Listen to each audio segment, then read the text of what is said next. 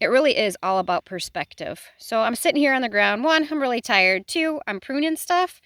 And it gives you a great perspective of what's really going on with your plant. So I'm pruning all of my tomatoes today.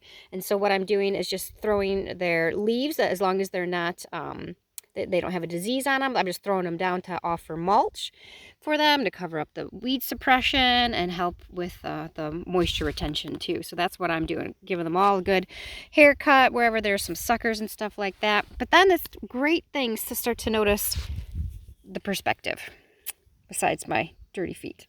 When I'm down here in the ground looking at my peppers, when I'm looking up top, you just don't see anything. You think, man, nothing's going on with any of these guys. It's not very good. Or maybe you're looking at the tomato plants or anything else.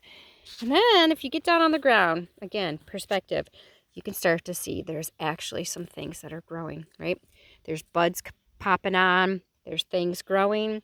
The tomatoes are starting to get flowers and tomatoes, and they're starting to show up.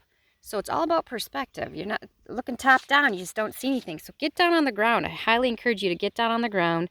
Take a look at your plants. See if there's bugs getting to them. What can you do about those bugs to get them? Right now is the season for do or die. If you don't get in there and take care of the bugs, there's no time to really get in there and plant more or replant anything. So for the most part on some things. So you want to get in there and make sure you take care of any bugs that or pests or anything that are coming on, because it's that time. So get down there on the ground. Let's take a look at your garden from a new perspective.